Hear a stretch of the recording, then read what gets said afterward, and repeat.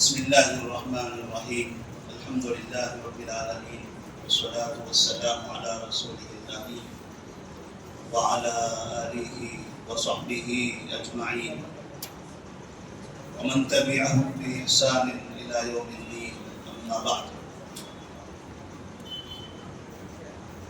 فأعوذ باللہ من الشیطان الرجیم بسم اللہ الرحمن الرحیم يسألونك عن الأنفال قل الأنفال لله والرسول فاتقوا الله وأصلحوا ذات بينكم وأطيعوا الله ورسوله إن كنتم مؤمنين.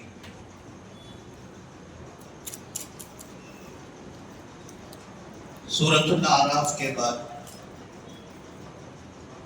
قرآن مجید کی ترتیب کے حساب سے سورۃ الانفال ذکر کیا گیا ہے.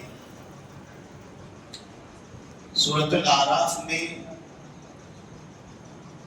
ایسی قوموں کا ذکر تھا جن قوموں نے انبیاء علیہ السلام کی نافرمانی کی اور ان پر طرح طرح کے عذاب نازل ہوئے. جنہوں نے رب کی نافرمانی کی، نبیوں کی نافرمانی کی، انہیں سزا دی گئی اور وہ سزا آسمانی عذاب کی شکل میں تھی. سورۃ الانفال میں ایسے لوگوں کا ذکر کیا گیا ہے جنہوں نے رب کی نافرمانی کی، نبی کی نافرمانی کی، تو انہیں مومنوں کے ہاتھوں سے سزا ملی.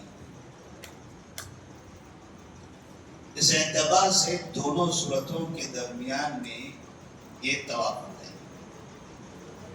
وہاں آسمانی عذاب کے ذریعے سزا ملی سورۃ الاعراف میں، اور سورۃ الانفال میں اللہ تبارک و تعالیٰ نے ایسے لوگوں کو مومنوں کے ہاتھوں سے سزا دی. اس کا مطلب یہ ہوتا ہے کہ اگر انسان رب کی نافرمانی کرے، گناہ کرے، تو کبھی اللہ تبارک و تعالیٰ خود اسے سزا دے دیتا ہے. درمیان میں کسی کی ضرورت نہیں ہوتی. اور کبھی ایسا ہوتا ہے کہ اللہ تبارک و تعالیٰ اسے سزا دینے کے لیے کسی بندے کو مسلط کر دیتا ہے. اب وہ بندہ کون ہوگا؟ کوئی فوج ہوگی، کوئی حکمران ہوگا، یا کوئی قوم ہوگی، کوئی بھی ہو سکتا ہے.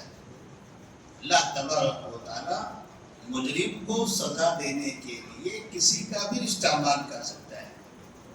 حتیٰ کہ ایک مجرم کو سزا دینے کے لیے کسی مجرم کا بھی استعمال کر سکتا ہے.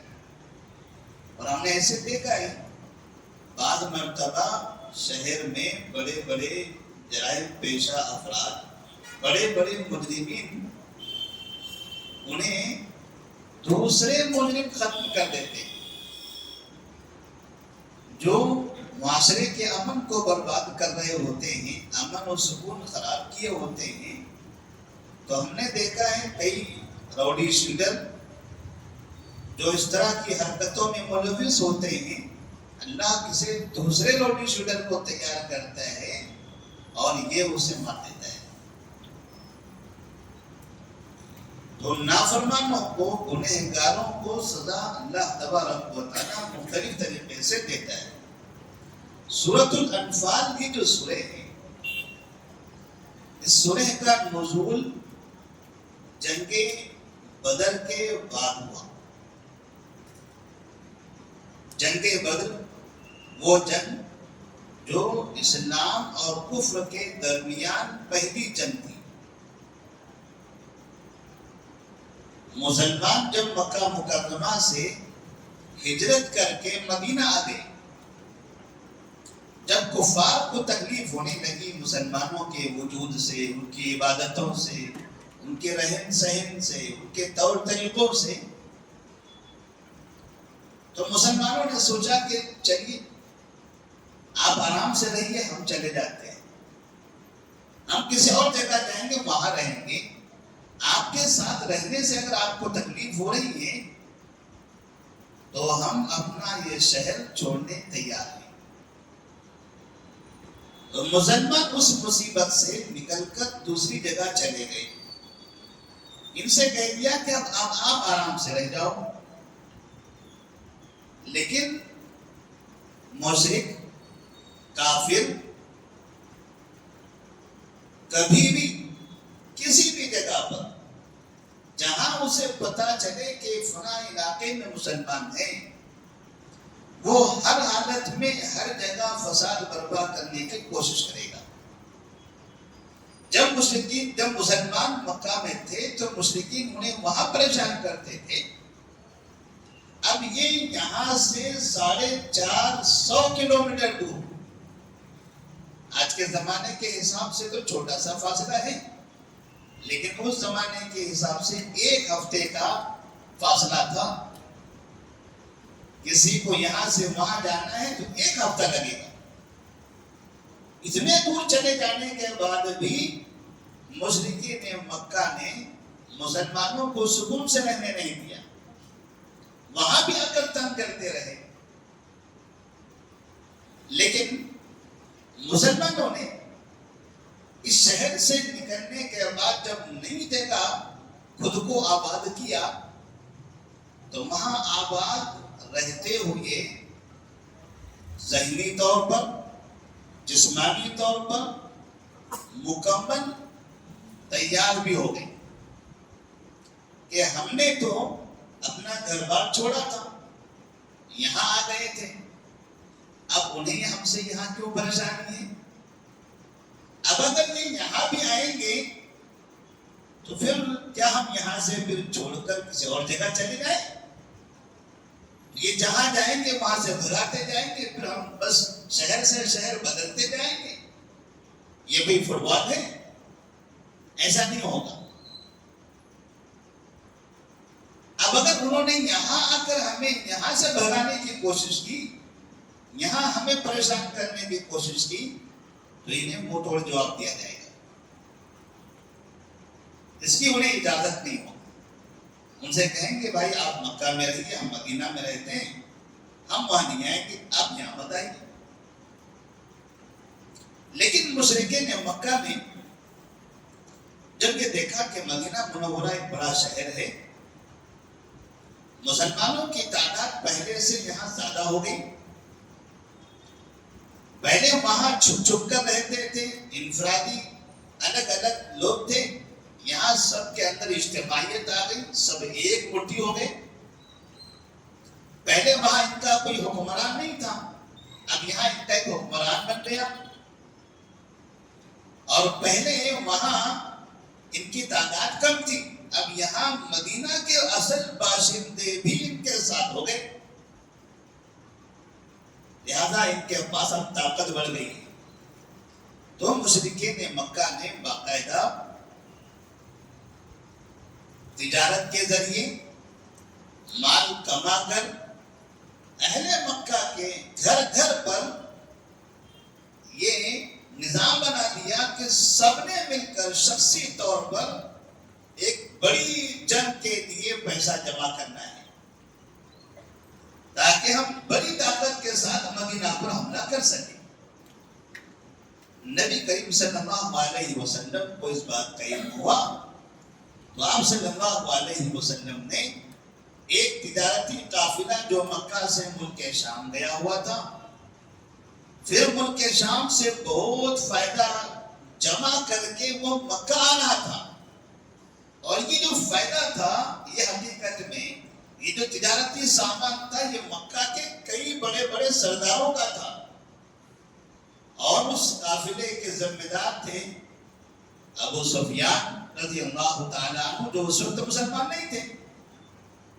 تو آپ صلی اللہ علیہ وسلم کو پتا چلا اتنا بڑا مال جب وہاں پہنچے گا تو اس مال کے ذریعے پھر اپنی طاقت بنا کر یہ ہم پر حملہ کریں گے، تو ایسا کرتے ہیں اس قافلے کو مدینہ سے گزرتے ہوئے روک دیں، کیونکہ یہاں مکہ ہے، یہاں مدینہ ہے، اور یہاں ملک شام ہے۔ جب اہل مکہ کو ملک شام جانا ہے تو مدینے سے گزرنا پڑتا ہے، تو جیسے ان کے شام میں تجارت کرتی یہ قافلہ مکہ آ رہا تھا تو مسلمانوں نے اسے مدینہ میں بیچ میں روکنے کی کوشش کی.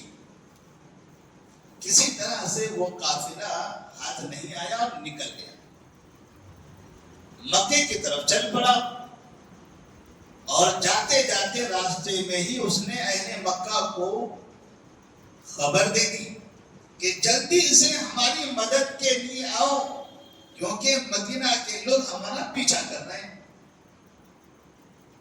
ایمرجنسی وارننگ پر بتا دی گئی اور بڑی تیزی کے ساتھ مکہ کے لوگ مقابلے کی نیت سے حملے کی نیت سے بڑی فوج لے کر 1000 کا لشکر لے کر. اس سے اندازہ ہوتا ہے کہ وہ جو قافلہ تھا وہ چھوٹا قافلہ نہیں تھا. اس قافلے کو بچانے کے لیے 1000 کا لشکر 300 گھوڑے جس میں موجود تھے ایسا لشکر لے کر وہ مکہ سے نکلا ہے. مکہ سے وہ لشکر آیا اور یہ قافلہ مکہ پہنچ گیا. یہ آیا ایک راستے سے وہ پہنچ گیا دوسرے راستے سے. اور پھر مسلمان جو مدینہ سے نکل کر اس قافلے کا پیچھا کر رہے تھے وہ بدر کے مقام تک پہنچے جب تک کہ وہ قافلہ تو ہاتھ نہیں آیا مکہ چلا گیا. اور سامنے جب آیا ہے تو یہ 1000 کا لشکر آ گیا. اب یہاں ایک بڑی جنگ ہو گئی, آمنا سامنا ہو گیا. مسلمان جنگ کے لیے مدینہ سے نہیں نکلے تھے, اس قافلے کا پیچھا کرنے نکلے تھے اور یہ مکمل تیاری سے آئے ہوئے تھے.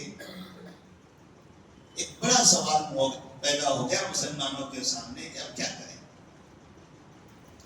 اتفاق اس بات پر ہوا کہ جنگ کی جائے. بدر کے مقام پر جنگ ہوئی, اس کو پہلی جنگ کہا جاتا ہے. اس جنگ میں مسلمان 313 کی تعداد میں تھے اور کفار 1000 تھے. ان کے پاس تقریباً 300 گھوڑے تھے اور ان کے پاس ایک ہی گھوڑا تھا. ہتھیار بھی کم, تعداد بھی کم, قوت بھی کم, ہر اعتبار سے سواری بھی کم.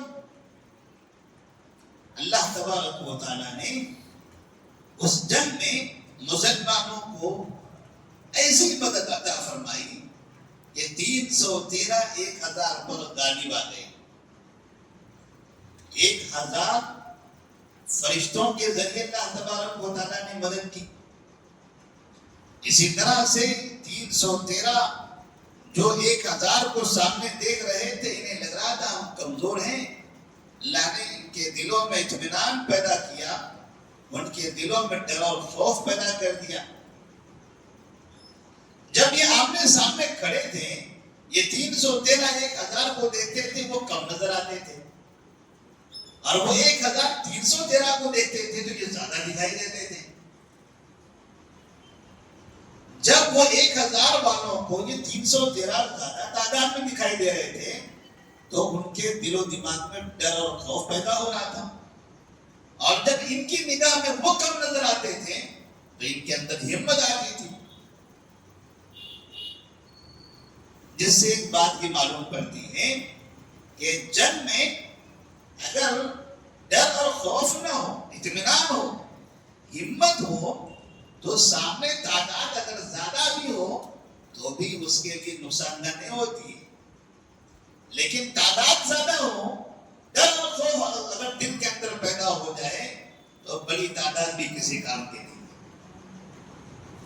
اللہ تبارک و تعالیٰ نے ان کی مدد فرمائی اور مکہ کے بڑے بڑے سردار اس میں مار دیے گئے. اس طرح سے اللہ تبارک و تعالیٰ نے یہ سورۃ الانفال اس کے بعد نازل فرمائی جس میں یہ بتایا گیا کہ ہم نے تمہارے اوپر کتنی بڑی نعمت نازل کی ہے. انفال کہتے ہیں مال غنیمت کو. یہ بدر کے مقام پر مسلمانوں کو فتح بھی نصیب ہوئی. 70 کفار مکہ مارے گئے, 70 کفار مکہ قیدی بنائے گئے اور جو باقی تھے وہ ایسے بھاگے کہ پیچھے دیکھنے کے لائق بھی نہیں رہے. اور پھر وہاں پر بہت سا مال غنیمت مسلمانوں کے ہاتھوں آیا اور اس فتح کے بعد پورے جزیرے عرب میں مسلمانوں کی قوت کا ڈنکا بجنے لگا اور کفار مکہ عربوں کی نگاہ میں کمزور پڑ گئے، ان کی شان گھٹ گئی اور لوگوں کو یہ سمجھ میں آ گیا کہ کسی بھی قوم کو زیادہ آزمانا نہیں چاہیے، کسی کو زیادہ بار بار کمزور نہیں سمجھنا چاہیے. آپ کے پاس تھے، آپ کمزور سمجھتے تھے، وقتاً فوقتاً مارتے رہتے تھے. اب یہاں آ گئے، پھر بھی آپ کو لگ رہا ہے کہ وہی مکہ والے ہیں، یہ جیسے یہ مکہ میں تھے ویسے ہی ہیں کہ مارے جائیں گے تو صبر کرو، ٹھیک ہے صبر کرو، ٹھیک ہے صبر کرو. نہیں، اب حالات بدل گئے، اب صبر نہیں، اب آپ کو سبق سکھائیں گے. اگر آپ نے اب زیادہ اگر آگے بڑھنے کی کوشش کی تو آپ کو ویسے ہی جواب دیا جائے گا. تو نبی کریم صلی اللہ علیہ وسلم کو اللہ تبارک و تعالیٰ نے پھر مدد کی خوشخبری بھی سنائی. مدد کی، اس میں مدد کے بارے میں بہت سی چیزیں، کن کن چیزوں کے ذریعے اللہ تبارک و تعالیٰ نے مدد نازل فرمائی ہے اس کا بھی تذکرہ فرمایا. اور اس کے بعد اس سورہ کے اندر ایک بات یہ بیان کی گئی کہ ایسا ہو سکتا ہے کہ بعض مرتبہ کفار سے آپ جنگ نہیں کرنا چاہتے ہو لیکن جنگ ہو جاتی ہے. وَإِذْ يَعِدُكُمُ اللَّهُ إِحْدَى الطَّائِفَتَيْنِ أَنَّهَا لَكُمْ وَتَوَدُّونَ أَنَّ غَيْرَ ذَاتِ الشَّوْكَةِ تَكُونُ لَكُمْ وَيُرِيدُ اللَّهُ أَنْ يُحِقَّ الْحَقَّ بِكَلِمَاتِهِ وَيَقْطَعَ دَابِرَ الْكَافِرِينَ لِيُحِقَّ الْحَقَّ وَيُبْطِلَ الْبَاطِلَ وَلَوْ كَرِهَ الْمُجْرِمُونَ. مسلمان ابتدا میں جنگ نہیں چاہتے تھے، وہ چاہتے تھے کہ بدر سے واپس چلے جائیں. مشرکین جو 1000 کی تعداد میں آئے وہ لوگ مکہ چلے جائیں کیونکہ قافلے کو تو آپ نے نقصان نہیں پہنچایا ہے نا، تو مسئلہ ہی نہیں، آپ جائیے واپس. لیکن مشرکین مکہ کہتے تھے نہیں، اب ہم آئے ہیں آر پار کی جنگ کر کے جائیں گے. مسلمانوں نے سمجھانے کی کوشش کی جنگ نہیں ہونی چاہیے لیکن وہ نہیں مانے. ان کے اپنے لوگوں نے بھی آپس میں سمجھانے کی کوشش کی، جب ہمارا قافلہ بچ کر مکہ آ چکا ہے تو بھلا اس قوم سے جنگ کرنے کی کیا ضرورت ہے. لیکن ہر قوم میں بھڑکانے والے کچھ لوگ ہوتے ہیں، اشتعال انگیزی، غلط قسم کے نعرے لگانا، قوم میں آگ لگانا، یہ ایسے بعض لوگ ہوتے ہیں اور ان کی وجہ سے بعض مرتبہ مسائل سلجھنے کے بجائے الجھ جاتے ہیں اور مصیبت آ جاتی ہے. ان لوگوں نے ضد کی اور میدان میں اتر گئے کیونکہ انہیں سمجھ میں آ رہا تھا یہ 313 ان کا خاتمہ کر دو تو مدینہ ختم ہو جائے گا، اچھا موقع ہے. اس موقع کو غنیمت سمجھتے ہوئے وہ میدان میں کودے تو اللہ تبارک و تعالیٰ نے انہیں وہ سبق سکھا دیا کہ وہ آخر تک مکہ کی اس تاریخ میں جب تک کہ مکہ فتح نہیں ہوا تب تک کہ بدر کے اس واقعے کو نہیں بھول سکے. اس کا ایک مطلب یہ ہے کہ کبھی بھی آدمی کو خواہ جنگ میں کودنا نہیں چاہیے، جنگ کی طرف آگے نہیں بڑھنا چاہیے. لیکن اگر کبھی سامنے کی طرف سے جنگ پر وہ آمادہ ہو تو آپ کو کمزوری بھی نہیں دکھانا چاہیے. اور کفار مکہ خود سے آگے بڑے جنگ کے لیے ان کا نقصان ہوا. مسلمان جنگ نہیں کرنا چاہتے تھے، صبر کر رہے تھے، لیکن جب ان پر جنگ تھوپی گئی تب انہوں نے ڈٹ کر مقابلہ کیا اور اللہ تبارک و تعالیٰ نے انہیں فتح عطا فرمائی. اللہ فرماتے ہیں بعد مرتبہ کافروں کو مسلمانوں سے لڑا دیا جاتا ہے. کیوں؟ لِيُحِقَّ الْحَقَّ وَيُبْطِلَ الْبَاطِلَ. تاکہ حق کا غلبہ ہو اور باطل ملیامٹ ہو جائے. کبھی کبھار ایسا ہوتا ہے ہمیشہ ہی جنگ نہ ہو امن ہی ہوتا رہے، ایسا نہیں. بعض مرتبہ ایسی جنگ ہو جاتی ہے کہ جس میں مجرم قسم کے لوگ ہیں، بڑے بڑے جرائم پیشہ افراد ہیں، ہزاروں کی تعداد میں بیچ میں ایسے لوگ مار دیے جاتے ہیں. 70 جو مارے گئے ان میں سے بڑے بڑے سرگنا مارے گئے، جیسے ابو جہل، عقبہ بن ابی معیط، امیہ بن خلف، ابی بن خلف، یہ بڑے بڑے سردار تھے. یہ سب مارے گئے. ان کے علاوہ دوسرے لوگ بھی تھے، وہ بھی مارے گئے. اس کے بعد اللہ تبارک و تعالیٰ نے سورۃ الانفال کے اندر مسلمانوں کو ایک بات کی خبر دی ہے. وَأَعِدُّوا لَهُم مَّا اسْتَطَعْتُم مِّن قُوَّةٍ وَمِن رِّبَاطِ الْخَيْلِ تُرْهِبُونَ بِهِ عَدُوَّ اللَّهِ وَعَدُوَّكُمْ وَآخَرِينَ مِن دُونِهِمْ لَا تَعْلَمُونَهُمْ اللَّهُ يَعْلَمُهُمْ وَمَا تُنْفِقُوا مِن شَيْءٍ فِي سَبِيلِ اللَّهِ يُوَفَّ إِلَيْكُمْ وَأَنْتُمْ لَا تُظْلَمُونَ. جنگ بدر اور اس کی کامیابی کا تذکرہ کیا. اور اگر ایمان والے ایمان پر ثابت قدم رہتے ہوئے کافر سے جنگ کرتے ہیں تو اللہ تبارک و تعالیٰ کی مدد کیسے نازل ہوتی ہے اس کا ذکر ہوا. اور ساتھ میں اب مسلمانوں سے کہا جا رہا ہے وَأَعِدُّوا لَهُم مَّا اسْتَطَعْتُم مِّن قُوَّةٍ. مسلمانوں ہمیشہ تیاری سے رہو، ہمیشہ اپنے آپ کو تیار کر کے رکھو. کمزور نڈال ایسے ہی دنیا میں نہیں رہنا ہے. آپ کو یہ نہیں سمجھنا ہے کہ بس اللہ اللہ کرتے رہیں گے، نماز پڑھتے رہیں گے، ذکر و اذکار کرتے رہیں گے، دعائیں کرتے رہیں گے، مدد آسمان سے آتی رہے گی. اگر ایسے مدد آتی تھی نبی کو بدر میں جنگ کے میدان میں اترنے کی ضرورت نہیں تھی. سب تسبیح لے کے گنتے بیٹھے رہتے، مدد آ جاتی. جنگ میں آنے کی ضرورت نہیں ہوتی تھی. نبی جنگ میں آئے، ابوبکر، عمر، عثمان و علی اور دیگر صحابہ رضی اللہ تعالیٰ عنہ سب میدان میں اترے. راتوں میں تہجد پڑھتے تھے، 5 وقت کی نمازیں پڑھتے تھے، ذکر و اذکار کرتے تھے، قرآن کی تلاوت کرتے تھے، خیر کے کام بھی کرتے تھے، برائیوں سے اپنے آپ کو محفوظ بھی رکھتے تھے، اور ساتھ میں ہمیشہ اپنے آپ کو جسمانی طور پر بھی تیار رکھتے تھے. اور آج بھی مسلمانوں کو اس کی ضرورت ہے. جیسے آپ نے ہو سکتا ہے آج صبح سے خبریں دیکھی ہوگی، ایک ملک دوسرے ملک پہ اچانک حملہ کرتا ہے. یعنی اسرائیل ایران پر حملہ کرتا ہے اور ایران عرب ملکوں پر حملہ کرتا ہے. کون جنگ کر رہا ہے، جنگ میں ٹارگٹ کون ہے، کسی کو پتا نہیں.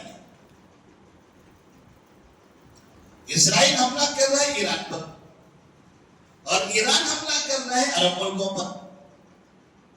ایران کہتا ہے میں ابھی منہ توڑ جواب دوں گا، بس ابھی اسرائیل کا 24 گھنٹے میں خاتمہ کر دوں گا. اور خاتمہ کرنے کے لیے میزائل پھینکتا ہے عرب امارات پر، بحرین پر، قطر پر، جبکہ اسرائیل تو یہاں ہے. یہ اسرائیل اور ایران مل کر یہ ہمیشہ مسلمانوں کو دھوکہ دیتے رہے، ہمیشہ مسلمانوں کو دھوکہ دیتے رہے. آج بھی یہ دھوکہ دے رہے ہیں. آپس میں ایک دوسرے پر پٹاخے پھوڑتے ہیں اور مسلم ملکوں پر بمباری کرتے ہیں.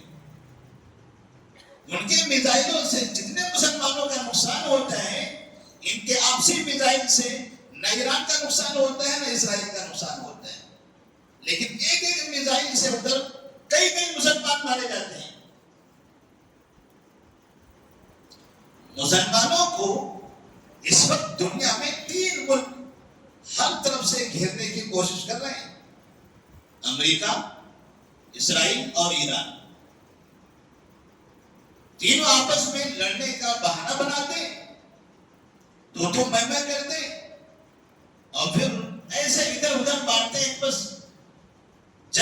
تباہی ہو، خاتمہ مسلمانوں کا ہو. اور اس میں دنیا کو یہ نظر آتا ہے کہ دیکھیے ایران اور اسرائیل جنگ ہو رہی ہے، اب ایران کی فتح ہوگی، اسرائیل کی فتح ہوگی، فلاں کی فتح ہوگی. نہ فتح ایران کی ہے نہ اسرائیل کی ہے، خاتمہ مسلمانوں کا ہے. اس لیے اب ضروری ہے کہ ایسے مسلم ملکوں کے لیے جو خاص طور پر عرب ممالک، خلیجی ممالک ہیں، جو اس وقت ساری دنیا میں سب سے زیادہ مالدار ملک ہیں، سب سے زیادہ خوشحال ملک ہیں، سب سے زیادہ امن والے ملک ہیں. دنیا کے ہر ملک کا باشندہ وہاں جا کر کہتا ہے کہ مجھے اپنے ملک سے زیادہ امن یہاں ملتا ہے. چاہے وہ اس ملک کا ہو، چاہے وہ پڑوسی ملکوں کا ہو، چاہے وہ یورپ کا ہو، کسی ملک سے جانے والا آدمی وہاں جانے کے بعد خود کو معمول سمجھتا ہے، محفوظ سمجھتا ہے. اور یہ اسرائیل، ایران، یہ امریکہ نہیں چاہتے کہ یہ خلیجی ممالک، خاص طور پر سعودی عرب، یہ اتنے امن سے رہیں. تو اس طرح سے رمضان کے مہینے کے اندر انہوں نے یہ حرکتیں کی.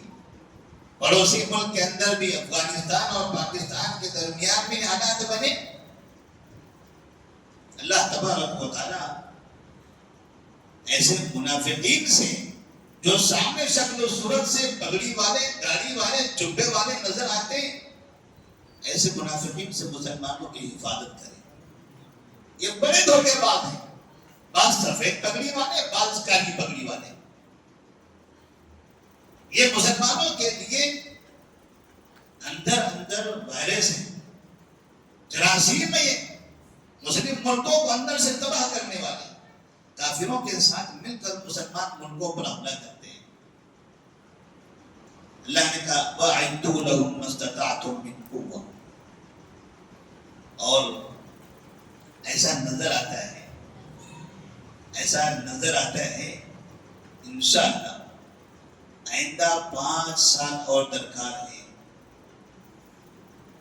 آئندہ 5 سال اور درکار ہے. خلیجی ملکوں میں وہ قوت بنے گی، وہ طاقت بنے گی کہ پھر ایران اور اسرائیل کبھی ان ملکوں کی طرف آنکھ اٹھا کر نہیں دیکھ سکیں گے. یہ ہوگا اور بہت جلد ہوگا. بہت سی چیزیں جن کی ہمیں تمنا نہیں تھی، امید بھی نہیں تھی، آج وہ ہو چکی ہیں. بس اور کچھ چیزیں باقی ہیں، انشاءاللہ وہ بہت جلد ہونے والی ہیں. اور اللہ نے وعدہ کیا ہے وَأَنْتُمُ الْأَعْلَوْنَ إِن كُنتُم مُؤْمِنِينَ. ہمارا ایمان ہے اللہ کے کلام پر، ہمیں یقین ہے اللہ تبارک و تعالیٰ کے وعدے پر. اگر آپ مومن رہو گے آپ کا غلبہ ہوگا. اس ملک میں بھی اگر ہمارا ایمان مضبوط ہے تو 100 کروڑ نہیں 150 کروڑ ہو جانے دیجیے، ہم 40 ہی رہیں گے. لیکن وَأَنْتُمُ الْأَعْلَوْنَ إِن كُنتُم مُؤْمِنِينَ 313 1000 پر بھاری ہو سکتے ہیں اس زمانے میں بھی، قیامت تک بھی. انشاءاللہ یہاں بھی ہو کر رہے گا. اور بہت چند تبدیلیاں آنے والی ہیں. اور یہ بس ایسی باتیں نہیں ہیں. جب ہم تاریخ پڑھتے ہیں، جب ہم قرآن پڑھتے ہیں، جب ہم اللہ کا کلام پڑھتے ہیں، اس کے وعدے پڑھتے ہیں، تب ہمیں تسلی ہوتی ہے، خوشی ہوتی ہے. اور ایک چیز کی فکر لائق ہوتی ہے کہ ہمیں خود کو تیار کرنا ہے. بس سب سے پہلی تیاری ہے ایمان، ایمان کی حفاظت. اپنا ایمان مضبوط کرنا ہے. یہ شرک والا کھوکھلا ایمان نہیں. صبح ہوئی ادھر سر پٹا، شام ہوئی وہاں سر جھکایا، رات ہوئی اس کے سامنے. یہ ایسے جو دوگلے قسم کے مومنین ہیں، مسلمان ہیں، ایسا مسلمان نہیں چاہیے. پکا مومن سر جھکے گا اللہ کے سامنے، ہاتھ اڑے گا اللہ کے دربار میں، کسی اور کا محتاج نہیں. جب دل میں زندے کے سامنے ہاتھ پھیلا، پھر جب دل میں مردے کے سامنے ہاتھ پھیلانے لگا، سمجھ میں نہیں آتا ہے کب اللہ کو مانتا ہے کب مردے کو مانتا ہے. اللہ نے تو یہ کہا ہے کہ اگر تم شرک کرو گے تو کبھی امن سے نہیں رہو گے. شرک اگر رہے گا تو امن نہیں آئے گا. شرک کا خاتمہ ہوگا تبھی آپ کی زندگی میں آپ کے ملک میں امن آئے گا. اگر اس ملک میں امن آنا ہے تو اس کے لیے آپ کو محنت کرنی پڑے گی. توحید کی دعوت. ملک میں مسلمانوں کے گھر گھر سے شرک کا خاتمہ. 70% مسلمانوں میں شرک پھیلا ہوا ہے. جو اکثریت کا دعویٰ کرتے ہیں وہ اکثریتوں کے گھر میں شرک پھیلا ہوا ہے. گھر گھر سے شرک کا خاتمہ آپ کیجیے. یہ چھوٹی سی تعداد پھر دیکھیے کیا جوہر نکالتی ہے. اللہ تبارک و تعالیٰ نے ہمیں یہاں اس کی تسلی بھی دی ہے, اس کا وعدہ بھی فرمایا ہے. اس کے بعد جیسے سورۃ الانفال ختم ہوتی ہے اس کے بعد سورہ توبہ شروع ہوتی ہے. سورہ توبہ اور سورہ انفال. سورہ توبہ کے اندر اللہ تبارک و تعالیٰ نے پہلی جنگ کا ذکر کیا, جنگ بدر. اس جنگ میں فتح کا ذکر کیا, اس جنگ میں مدد کا ذکر کیا, اور ساتھ میں کہا کہ لوگوں تیاری کرو, تیاری سے ساتھ رہو ہمیشہ. اور پھر جب توبہ سورہ توبہ کا ذکر آیا تو اس میں مسلمانوں کی آخری جنگ کا ذکر کیا. انفال میں پہلی جنگ اور توبہ میں آخری جنگ. پہلی جنگ میں فتح کا ذکر ہوا اور یہاں آخری جنگ میں فتح کا ذکر ہو رہا ہے سورہ توبہ کے اندر. اور وہ آخری جنگ تھی رومیوں کے ساتھ, جس کو جنگ تبوک کہا جاتا ہے. پہلی جنگ میں مسلمان 313 میں تھے, اور آخری جو جنگ تھی رومیوں کے مقابلے کے لیے جب مسلمان جا رہے تھے تو 313 بڑھ کر صرف 6 سال کے فاصلے سے, صرف 6 سال کے بعد وہ 30,000 ہو گئے تھے. 2 ہجری میں 313 اور 9 ہجری میں 30,000. اور پھر وہ 30,000 ایسے. جنگ بدر یہ ہوئی تھی کفار مکہ سے, گھر کے اندر جزیرے اندر کے لوگوں سے. اللہ نے جب کہا تیاری کرو, مسلمان تیاری کرتے رہے. اندر جتنے لوگ تھے جو شرارت کرتے تھے سب کا خاتمہ ہو گیا. اور مدینہ ایک بہت بڑا کیپٹل بن گیا, بہت بڑی طاقت بن گئی. جزیرے عرب کا ایک سپر پاور علاقہ بن گیا. جب مدینہ طاقتور بنا تو جزیرے عرب کے اطراف میں جو بڑی طاقتیں تھیں, فارس, روم اور حبشہ. حبشہ کو اس سے کوئی لینا دینا نہیں تھا. 2 بڑی طاقتیں تھیں فارس اور روم کی.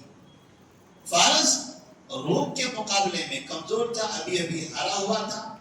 لہذا ان تینوں میں پھر سب سے اونچا تھا روم.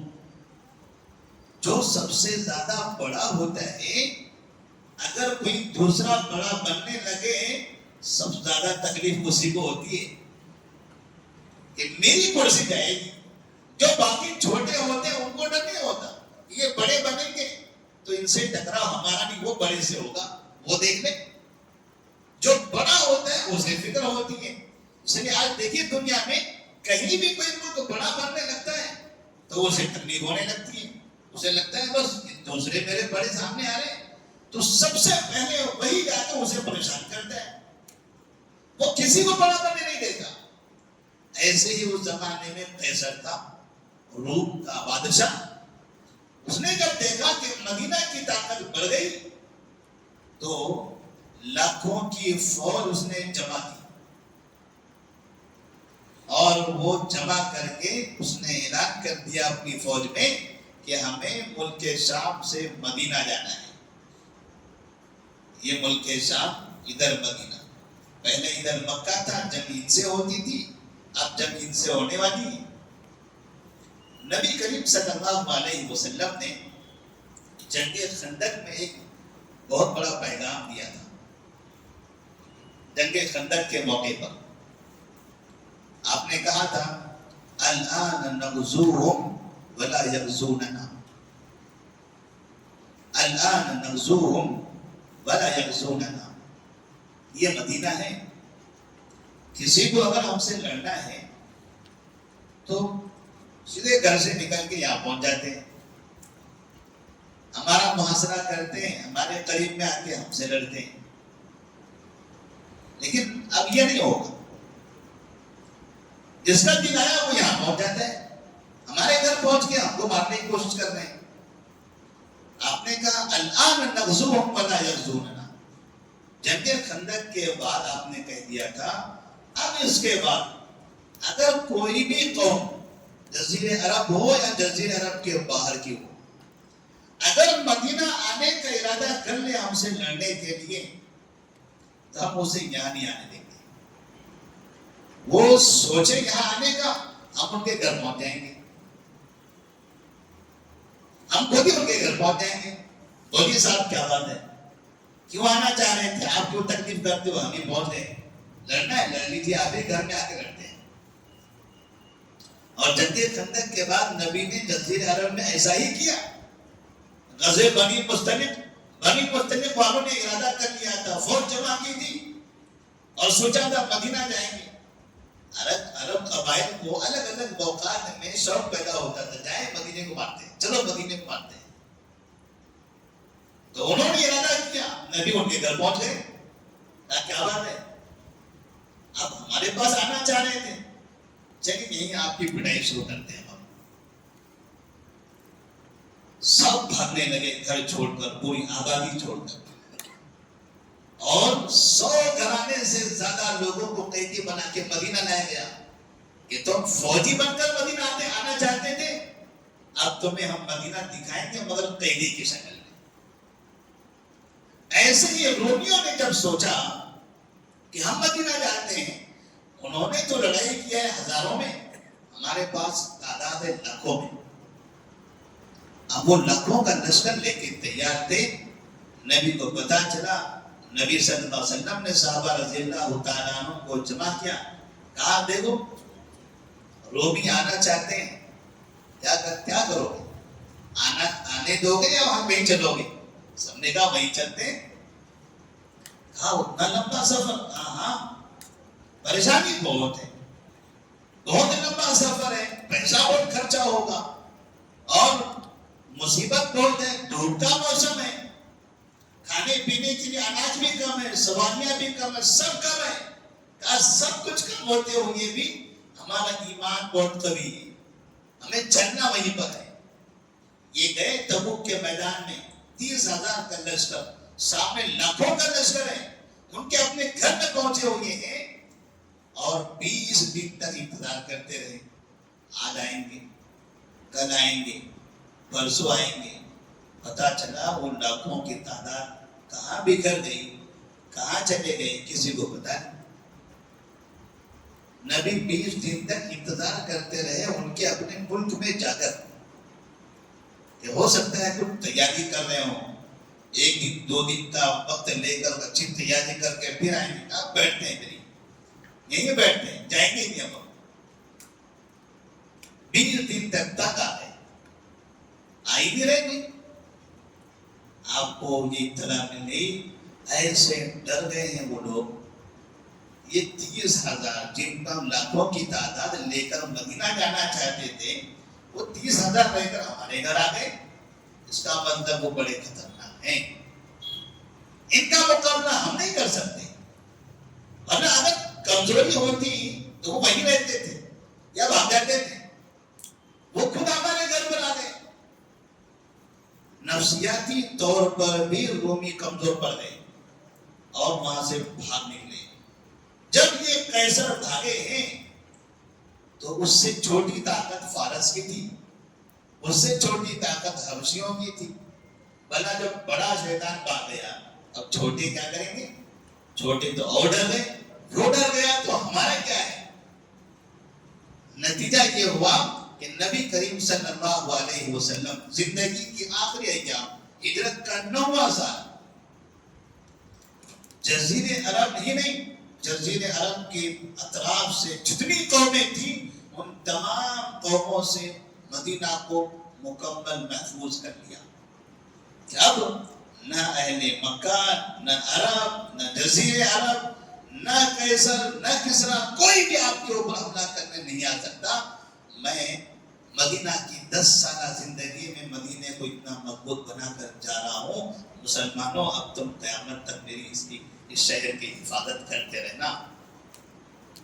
نبی صلی اللہ علیہ وسلم نے سورہ توبہ سے جو ہم کو پیغام دیا، اللہ تبارک و تعالیٰ نے اس سے جو ہم کو سبق دیا ہے، جب یہ جنگ ختم ہوئی تو اس جنگ کا تذکرہ اس سورہ توبہ کے اندر ہے۔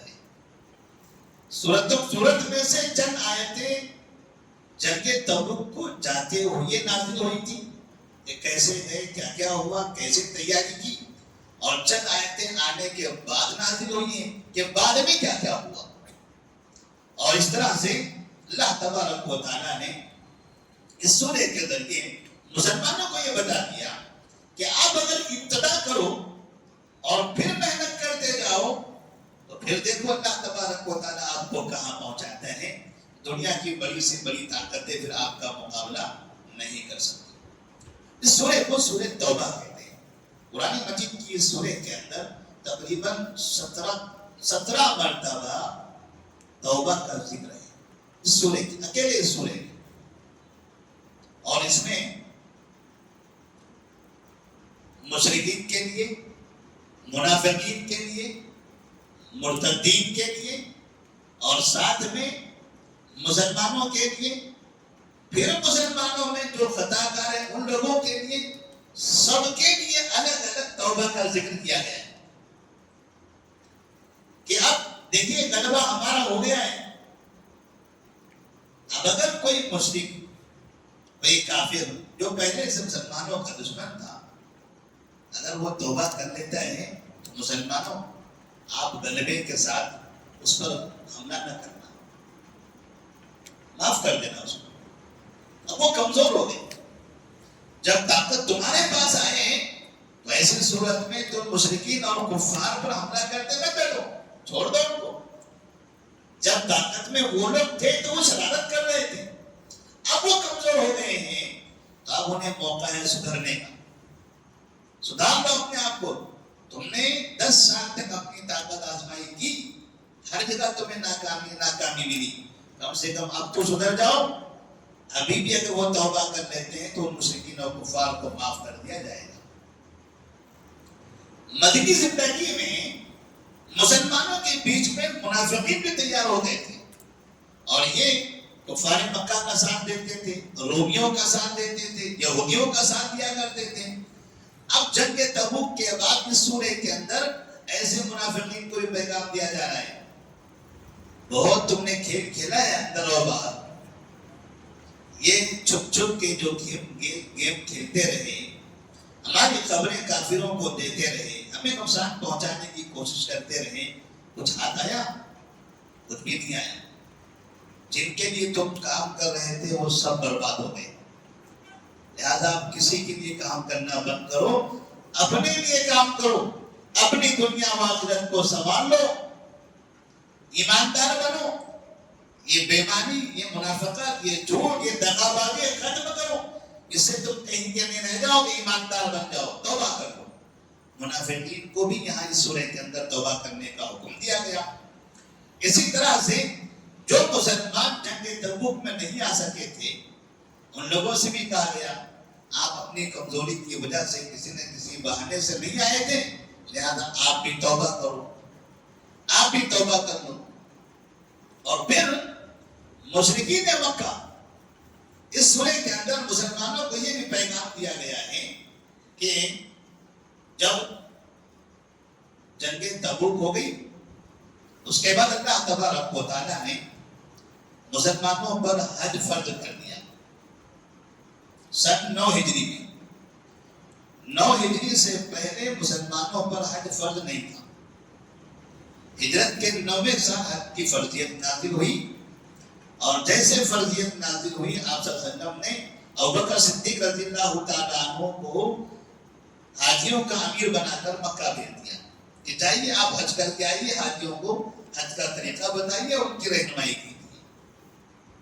اور جاتے ہوئے انہیں دو بڑے پیغام دے دیے کہ وہاں جانا اور جانے کے بعد اس حج میں دو باتوں کا اعلان کرنا.